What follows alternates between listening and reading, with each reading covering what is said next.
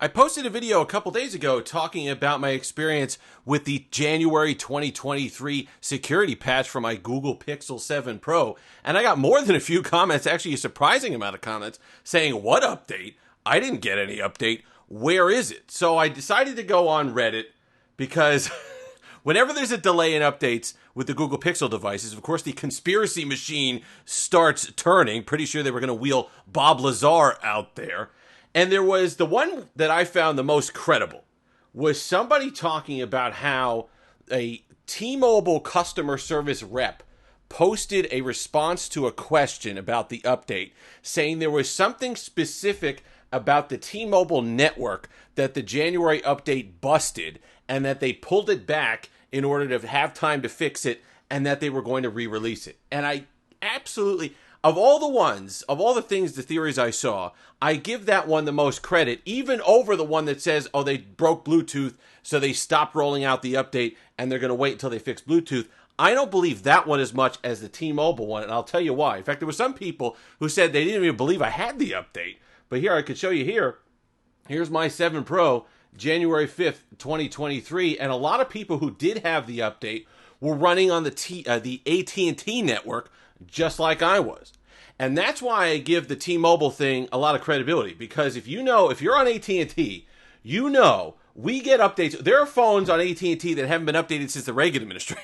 We get security updates to last. We are the last dog at the bowl when it comes to security updates. So the idea that AT&T got security updates before T-Mobile, and the real smoking gun was before a lot of people you see in the comment section of that video, before Google Fi even. That's the one, my antenna went up on that. Because I'm like, wait a minute, Google Fi's not getting it, but AT&T's getting it? And then, of course, if you see, Google Fi runs on a majority of the T-Mobile towers, so that would make sense. They would, of course, hold it back if it was going to be something that broke their phones on the network, on their own network, with T-Mobile and Google Fi. So I'm thinking that's the reason for the holdup.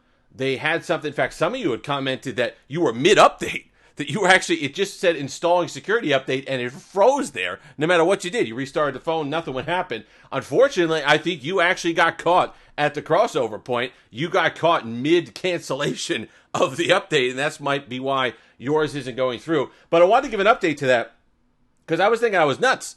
You know, I put out this update. I talked about my experience with the update, and a majority of the people are like, what update? I didn't get an update. So I'm like going back and like, wait a minute, I got the update, right? Yeah, no, I got it.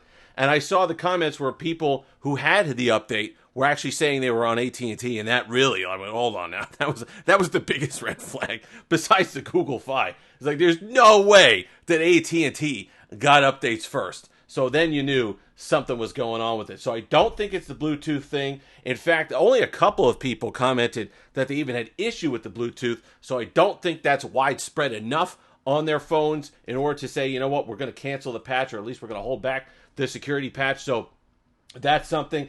Did they break something on the T-Mobile network? That would be weird, but it's not out of the question. It is a Google security update, so you never know what it's a box of chocolates with these Google updates. You never know what you're going to get.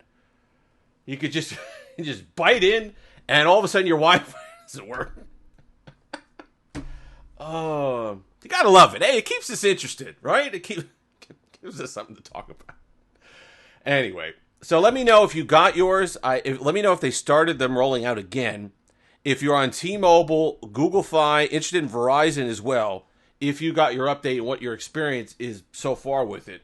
But mine, AT&T, actually pretty decent experience, like I said. I think and I think people mirrored this in the comment section, was what I was happy about as well.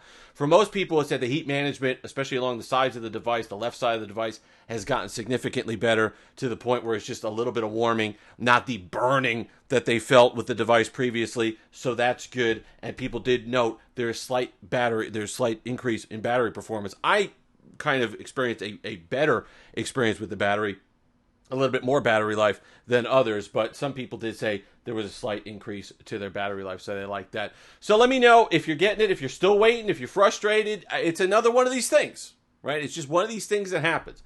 The Google phones, you get them for the support, you get them for the updates, you get them for the feature drops. You're first to have your security updates. That's kind of the pride of having a Google Pixel device. That's why you sign up for it. Google is Android. You're first there. You're on the front lines when it comes to Android, and the past year or so, that's only been the experience sometimes. Not all the time. Sometimes that's been the experience with the Google Pixel devices, and it seems like we're falling back into that just a little bit. I'm not getting frustrated with them yet. I'd rather them hold back an update than what they did with the Google Pixel 6, just push an update and break everything, just like a bulldozer, just go through and just, well, we fix some things, we pave over some things, and we hit a few cars, so, collateral damage, things happen. So I'd rather them hold back than have that. So let me know what your thoughts are below. If you've made it this far, like, comment, subscribe, all that fun stuff. Until next time, have that, Steve.